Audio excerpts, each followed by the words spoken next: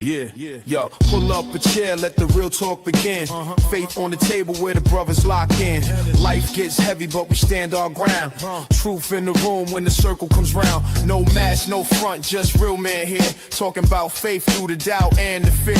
From the grind of the week to the lessons we share. Welcome to the men's round table, pull up a chair. Men's round table series, step inside. Real men, real faith, where the truths collide. Voices at the table where the stories get shared. Welcome to the men's round table. Pull up a chair. Welcome back to the Men's Roundtable Series Interview Spotlight. I'm your host, Mr. U. If you're watching us for the very first time, thanks again for making us part of your week. We're live on LinkedIn, Facebook, and YouTube as we speak, and across all social media platforms and listening platforms as well. Thanks again for tuning into this. If you have a question for our special guest today or myself, drop it in the comment section where you're actually viewing this episode. We're happy to answer those relevant questions that pertain to the topics today in the chat, and we do it live on the air while we're in the episode. But thanks again for making us part of your day and your week. Special guest coming in today, chronic illness coach, author, and podcast host, Dr. Jeffrey Bone is here. Dr. Bone, how are you, sir? Good to have you here. I'm doing well. Thank you very much for having me. Pleasure's mine, man. Glad to have you in here, man. Well, so what we're doing with this is a fairly new show. I'm going to reference it throughout because it's kind of a sister to this show. We do what's called the Men's Roundtable Series podcast. Every Thursday at 7 p.m. Men get together from around the country, even around the world at some times, and we talk about issues that are germane to men. It's a safe space. Yes. It's live on the air, but it's a safe space for us to discuss men's issues. Sounds kind of hypocritical, but it is a safe space. The men view it as that. And they come in and they're very transparent about family, relationships, fatherhood, father wounds, you name it. We talk about it on the show. And this show is just designed to kind of be an extension of that. Have a one-on-one with people, somebody who's a father, husband, brother, or son, kind of get into those kind of issues, plus what they do in life, and see how those paths kind of correlate and connect together. So absolutely makes a whole lot of sense to me. And that's why you're here, man. I'm excited about the conversation. So, just in a brief synopsis, if you can do that for us. Where you're from, talk about your childhood a little bit, how you got from that place to what you're doing right now, and then we'll go ahead and get to more combo. Go ahead. Well, I was born in New York City, Manhattan, and then the building that we lived in briefly before we moved to New Jersey was the building that they showed at the end of the Jeffersons. And at the end of like the intro of moving on up, that's where I was brought into the world. That's where they took me home to, at least. Until New Jersey, and lived in North Carolina, South Carolina, lived in Ohio, and right now Orange County, California. So I've been everywhere. So and through that, and just picking up education associated with mental health, and mental health is my focus, in particular chronic illness. And about a decade ago, I had to get my own chronic illness so I could really level up and could really understand it. And so I can bring my pain as a gift for other people, especially men. And I talk to a lot of men through this process, through the process of identity and meaning, because the story changes. The story changes for men, for women, but the story changes, and it's about being able to adapt to those difficult circumstances.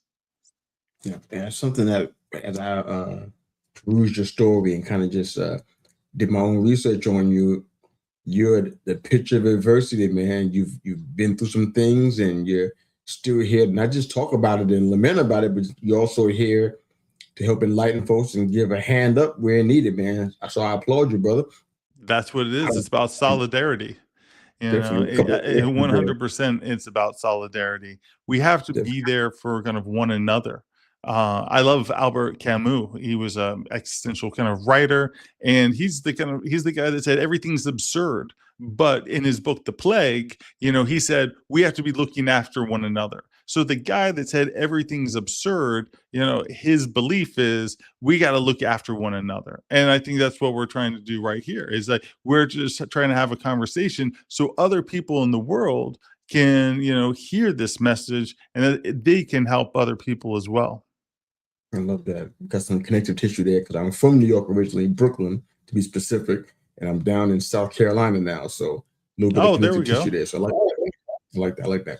All right. So I know your work is definitely professional. That's why you have the letters in front of your name, but it's also pretty personal. You had several years ago, you kind of got exposed to a situation that kind of Yes, I changed did. your life. I'd love for you to share about that if you don't mind sharing What a it story about was is that I developed this horrible sinusitis. It's just this headache wouldn't go away. Go to the ENT. They give me prednisone, which they normally that. do. You get the Flonase and prednisone, kind of helps with the sinus stuff. But my body freaks out. My body just doesn't know what to do, and it's something that I'm not familiar with. I have memory issues. I have a tremor. My feet are vibrating. My bladder hurts. I can't sleep. My body's just out of control, and I see all kinds of different doctors, and none of them are helpful. The neurologist, the internist, the podiatrist, the urologist, all of them. And it Wow. wasn't until I saw the functional medicine doctor that said, you know what, I think you have a mold issue. And so then I go and hire someone to test my HVAC and test the environment within my office. And there's two different species of black mold. Now I have the mycotoxins in my urine. We can measure that, and we can measure what's going on. And so I developed this chronic inflammatory response syndrome, which would later turn into common variable immune deficiency. So I went from one sick to another sick because my body was just in that much distress. And basically, after a year of treating with the functional medicine doctor, I go to a toxicologist. And not even because I even know what a toxicologist does. I went to a toxicologist just because I felt toxic. I'm like, maybe he'll understand. He tests my IgG levels. So when people donate plasma, they donate plasma to people like me because I have to infuse immunoglobulins because my body doesn't make it. So kind of half my immune system has to be kind of brought in by other people because I got so sick. Wow. Now, I've heard one aspect of your story many times, and I'm just kind of just wondering, I just out of curiosity, because I know you've been misdiagnosed multiple times, and I've heard stories in regard that, you're going to see different people, Yeah. several different people, and nobody can figure something out, or they got the wrong idea about what you're dealing with. Is there any way, just generally speaking, to avoid that? Is there any way we can be, not to insult the audience, but to be a little smarter about who Yes. we go to? So is there, did that make sense? Help me out with my Yes. Yeah, really, absolutely. Because a lot of times when you go see the doctor, they're looking at you from like a very, very narrow scope. It's kind of like, mhm. I just focus on the bladder. I just focus on the foot. Now, I was dealing with a systemic issue. So you want to think of it like an accordion, not like I've ever played an accordion before, is that you want to go really wide at times and you want to go narrow at times. And it's like you want to think about who are the doctors that are thinking like, okay, system wise, like the immunologist, the neurologist, the rheumatologist, looking at the larger systems. And then you're dealing with someone maybe who's like a joint specialist, or someone that just focuses on one kind of, oh, that guy just does like the kidney or the lungs or something like that, a nephrologist or a pulmonologist, a Okay. cardiologist. And that would be kind of narrowing things down. But as you think about going to doctors, think about, I want to go narrow sometimes and I need to go wide sometimes. And you need kind of both sides of that. And I was not directed to the big picture doctors as much as I should have been, which would have been the immunologist. And a lot of people, and they don't think about immunology, and it doesn't, I didn't know what an immunologist was until I needed one. So think of the accordion. When you start falling through those cracks, go narrow and specialized, but then go as wide as you can at sometimes. Okay. So you call chronic illness existential experience, not just one that's considered medical. What do you mean by that? So when you think about existential, you think about these core pillars of how it impacts your freedom, the isolation and community, how it impacts your relationship with death, and how it impacts your relationship with the meaning and the story of your own existence. So those would be like the main core pillars of existentialism. freedom, isolation, death, and meaning. And those things, they're not going to be covered when you go see the doctor and they see you for 5 or 10 minutes. They, they're looking for the refill. They're like, okay, this is the diagnosis. Okay, go to PT. Okay, this, and this, and they're shipping you off. And sometimes, just like we said, we have to do the accordion. Well, we do need the refills, and we do need someone to just kind of come in and send us to PT. But sometimes we need to slow things down. Like you have a round table. It's like slow things down so we can have conversations, so things aren't so forced. And it's like we need to slow things down. And it's like because it's just not. I have an illness within me, but there's also Jeff inside here too. Yeah. Jeff has to live with this illness, and Jeff has to deal with how does this impact my freedom, my isolation, my relationship with death, and the meaning of my own existence. That's the existentialism. That makes sense to me. I hear this in some circles, and we are talking to a male audience. Why is chronic illness so difficult for men, especially from the emotional standpoint? Because when we're young, we're told not to cry. Rub some dirt in it and just deal with it. Oh, it's kind of like, hey, coach, my knee hurts. And the coach says, yeah, all of our knees hurt. Go in there and play. And we're designed to perform. We're designed to do. And it's like, it's not about the internal landscape, whether it's physical or emotional. We're designed to perform. We just get the job done, and that's what we're supposed to do. And we're not slowing things down and processing feelings and processing, well, who am I and why am I doing this? And is this the purpose of my life or anything of that nature? We're just told to go do, put on the boots and let's go. Yeah. If you could say anything that you hope would be a change in the trajectory of the conversation surrounding chronic illness and mental health, etc., what do you want to see change? Ask for help all day long, and but ask for help by ask everyone for help. It can be a friend, it can be a pastor, it can be an old coach, it can be some sort of mentor, it can be a therapist, it can be it doesn't have to be one particular thing. And if somebody's asking you for help and your friend is sick, just know you don't have to fix them, but you got to show up.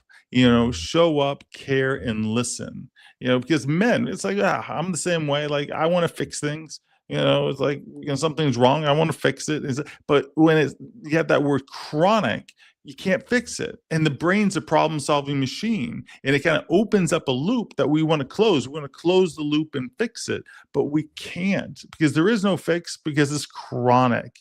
And so we need to be able to learn to live with that open loop that we can't close, whether we're living in ourselves or maybe a friend is going through it. And we're just showing up, not to fix them, but to humanize them. And a lot of what it is slowing things down so we can humanize each other and appreciate who we are as humans. What did you, let me rephrase that, all those times of having your situation misdiagnosed? I know at some point you had to tap into your feelings about people from a human perspective and them not understanding you and you not feeling understood and not feeling known. Yes. What did you learn about trusting yourself, self-advocacy? What did you learn about you in the midst of being misdiagnosed so many times? It was one of those things where at first you're so excited for the doctor's appointment because it's like you're crisp. Oh, this person's going to get it. I'm going to get better. I'm going to get back to my old self. This is going to be the answer. And then you're coming out and the compass that's in your hand is just spinning around. There's no true north. You don't know what direction to go in. And really, like, the word I like is demoralized. I just feel demoralized. I feel like all the air has been taken out from under me. I don't know what direction to go in. And I learned that in the midst of that storm, I had to stay curious. It's not that I had to stay positive and I just had to have some sort of toxic positivity and everything's going to be all right. I had to be curious for what's next, because what's next is going to take me to the next doctor, the next day, and to keep me on my feet and to keep me kind of going. Because there's lots of times where I want to just give up. This is too overwhelming. No one has any answers. It's like basically I'm a freak of nature to all these different doctors. They all think it's in my head. I know darn well it's not, but it's that curiosity that I found within me.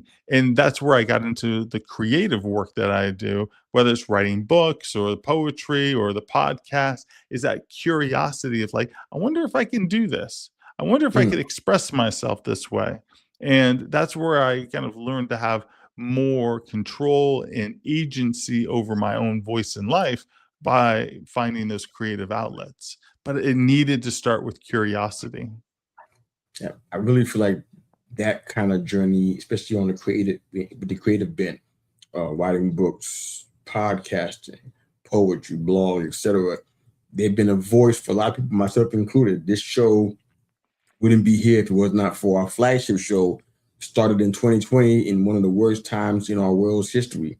I found Yes, a light in some real dark stuff, and that's kind of what absolutely. spawned all four of the shows that we have right now. So I get that part of it for sure. In regards to yourself, and well, it's a two-part question really. For you, do you believe that those areas became a purpose for you? And then second part of the question is, how do you help somebody rebuild their purpose when chronic illness kind of interrupts their plans in life? Yes, I think out of the pain, I was able to create something significant or something of value. And knowing that I have this pain and being able to sit with it and listen to it, I know darn well other people have it as well. And so it's kind of like, and basically, do I implode or do I send a signal? And my option, my decision was I need to send a signal so other people can find me, so other people can talk with me, so I can engage with other people, so I can help them along on their story and be that mentor, to be that guide as they are kind of going through their dark night of the soul. Things are collapsing around them. They're lost. Their compass doesn't work anymore. They're not sure what their values are. They're not sure, what to do next. And that's where we slow it down, and then that's where we listen. And one of the things I always try to approach is that I don't have like the cure. I don't have like, well, here's the answer. It's like, but I have time, I have space, and I can help edit stories. I can help edit somebody's story because they're parts of themselves that they may not see. And a lot of times it's, we want much more of a balance than, because most people are coming in, they're sick, they have problems, a lot of negativity, a lot of negative thoughts. And a lot of times people say, I need to get rid of these negative thoughts. I'm like, no, no, no, no. We're not going to get rid of these negative thoughts. That's completely human. What we want to do is we want to balance that out with some other thoughts so there's more cognitive flexibility. And we want a nervous system that's more adaptable to what you're going through. And yeah, sometimes you have to push and sometimes you have to brake. There's a reason why cars have accelerators and brakes. We need both. And we need both as human beings so we can find our unique individual story. If someone's working with me, it's not like I'm going to hand them over their story. Well, here's your script. This is your story. But we slow it down to figure it out. We slow it down to figure it out. Yep, slow down to speed up. I like it. We got time for a few more questions. I want to ask you this from a perspective of something you said earlier in the show. For you guys that might have missed it, it's on the replay or rewind it back to the top of the podcast and you hear that question. You said the one thing you want people to do as a takeaway in the conversation of chronic illness and mental health is to ask for help. Yes. So then we talk about on all of our men's broadcasts, we discuss it quite literally. I know that that's not as easy as it is to just say that. I know that there's a lot of voices and challenges that we hear.